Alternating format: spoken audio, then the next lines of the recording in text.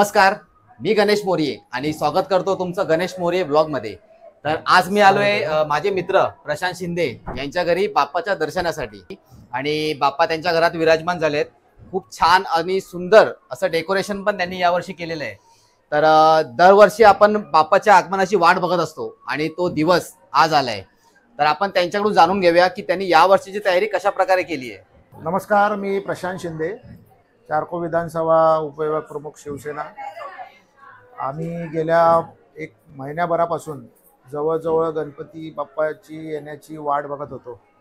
त्यासाठी जवळजवळ एक महिनाभरापासून खरेदी करणं किंवा डेकोरेशन कशा पद्धतीने पाहिजे, काय पाहिजे व कसं काय यूट्यूबला बघून बऱ्याचशा गोष्टी ज्या नवीन मार्केटमध्ये आल्या त्या सर्व बघून कसं काय नवीन अजून काय नवीन करता येईल किंवा अजून काय याच्यामध्ये नवीन काय काय करता येईल त्याच्यामध्ये। आणि आमचं जी गणेश मूर्ती आहे ही देखील इको फ्रेंडली आहे। आणि याची आमचं गणपतीचं हे असं आहे की ही माझी मुलगी रुही, हिचा 18 वर्षापूर्वी जेव्हा जन्म झाला त्याच दिवशी गणपती बाप्पा असे येत होते, त्यांची मिरवणूक चालू होती आणि गणपती बाप्पाचं आगमन झालं तेव्हा हिचा जन्म झाला आणि त्या वर्षापासून आम्ही गणपती आणायला सुरुवात केली। अच्छा, म्हणजे 18 वर्ष सतत 18 वर्ष आम्ही दरवर्षी आणतोय आणि प्रत्येक वर्षी आम्ही खूप वेगवेगळ्या पद्धतीने चांगल्या साजरा करण्याचा प्रयत्न करतोय, बाप्पाची सेवा करण्याचा प्रयत्न करतोय।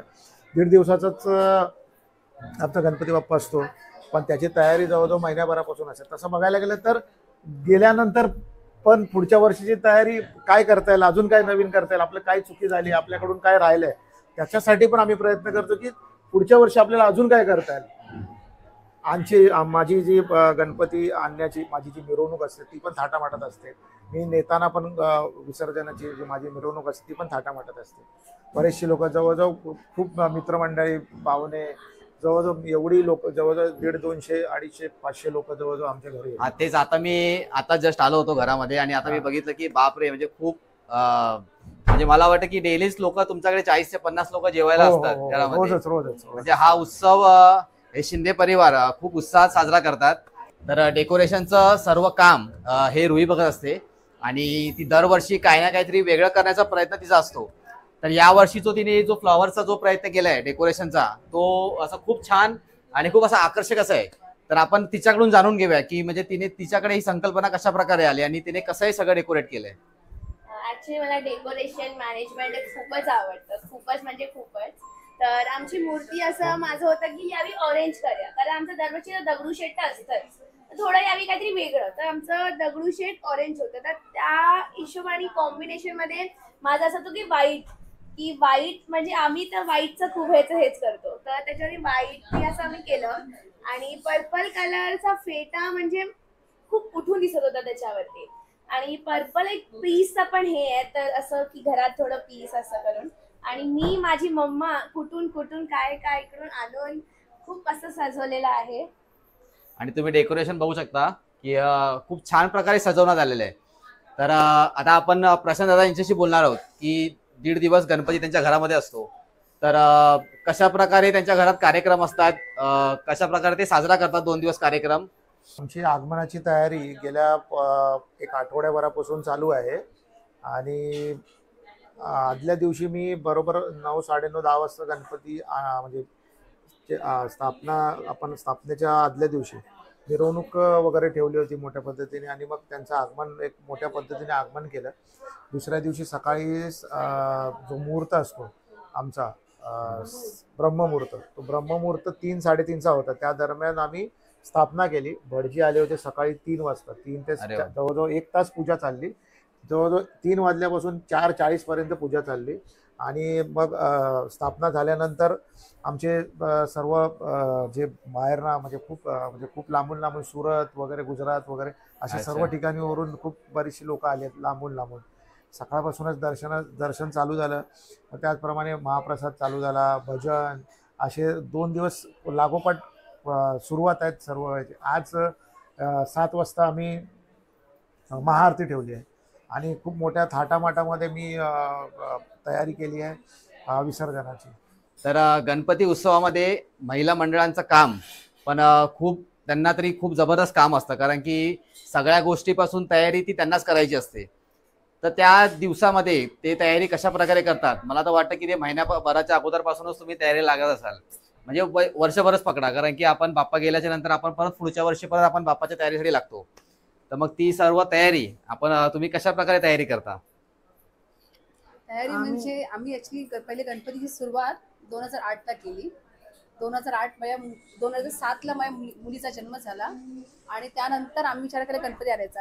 हिचा जन्मदिवस त्या दिवशी गणपती बाप्पा येत होते. अच्छा. त्या दिवशीच गणपती बाप्पा येतात. मग आम्ही विचार केला की जेव्हा ही वर्षाची होणार तेव्हा आम्ही गणपती बाप्पा आणणार घरात. आणि त्या जेवढी आज हिला वर्ष होती तेवढे गणपती बाप्पाला आमच्या घरात वर्ष होतील असं. आणि तसं बघायला गेलं तर गणपती बाप्पाचा जन्मदिवस असतो तसा माझ्या मुलीचा सुद्धा जन्मदिवस असतो, ज्या दिवशी तिची बर्थडे दिवस असते. आणि सगळी तयारी तिला ती आवड आहे, गोडी आहे, सगळं तीच करते त्याच्यामुळे. आणि अजून आतापर्यंत तरी आम्ही सगळं व्यवस्थित करत आलोय, सगळं एकजुटीने. म्हणजे आमच्या सासूबाई, मी, माझी मुलगी, आणि ह्याच्या पुढे सुद्धा आम्ही असंच करू. आई, तुम्ही काय सांगाल की तुम्ही आता या 18 वर्षापर्यंतचा तुम्ही गणेशोत्सव तुम्ही घरात साजरा करताय, तर जो 18 वर्षामध्ये तुम्ही खूप काय काळ असे बघितले असतील, तर कसं वाटतं या वर्षी तुम्हाला? पहिले म्हणजे आम्ही असं घरगुती असं साधे, आता आम्ही म्हणजे करतो महिला, आम्ही सगळ्या माझ्या बहिणी वगैरे येतात, आम्ही रात्रीचे मंगळागौर खेळतो, रात्र जागवतो पुरी सगळे असे मैत्रिणी घरात, माझ्या ह्या बहिणी, भाच्या, सुना, सगळे आम्ही रात्रभर मंगळागौर खेळतो, गाणी गातो, सगळं रात्रभर चालू असतं. आणि महिना 2 महिने सून नात माझी सगळं तयारी आम्ही करत असतो, तिघी मिळून तयारी चालू असते. आणि जेवणाची तयारी कशी करता मग? 2 दिवस जेवणाची तयारी जेवणाची 2 दिवस तयारी आम्ही. आता मगाशी बघितलं की तुमच्याकडे कमीत कमी 50-100 लोक जेवत असतात. आमचे सगळे आदल्या 2 दिवस आम्ही सगळं म्हणजे तयारी भाजी सगळं आम्ही तयारी करून ठेवतो. आधी तिची आमची महिना अगोदर तयारी असते सगळी पूर्ण. नंतर डेकोरेशन वगैरे सगळं असतं. गणपती नंतर डेकोरेशन काढताना काय विसर्जन करताना सुद्धा आमच्या डोळ्यात पाणी येतं. आम्हाला खूप म्हणजे आम्ही काढतच नाही आधी 7 दिवस डेकोरेशन. मी 7 दिवस काढायला देत नाही, कारण मला गौरीपर्यंत ठेवायचं असतं आणि मला मग ते काढताना खूप त्रास होतो, त्यामुळे मी ठेवते. आणि आम्हाला ते जेवढं काढताना खूप त्रास होत असतो मला. हा, म्हणजे बाप्पा जेव्हा आपल्या घरामध्ये येतात तेव्हा आपल्या घरामध्ये जे कसं आनंदी वातावरण असतं, पण बाप्पा गेल्याच्या नंतर मग एक थोडंसं आपल्याला मनातून पण असं एक थोडंसं दुःख असतं की आपण एवढी तयारी वर्षभर, एवढे लोक वापस आले. जरी 1.5 दिवसाचे असले तरी आम्ही 7 दिवसाप्रमाणेच असतात. आणि 2 दिवस खूप लोक असतात, येणारे जाणारे, खूप वर्षानंतर भेटतात गेस्ट वगैरे. अच्छा. एक वातावरण चांगलं असतं घरामध्ये 2 दिवस. तर आज मी प्रशांत शिंदे यांच्या गणपती बाप्पाचं दर्शन घेतलं.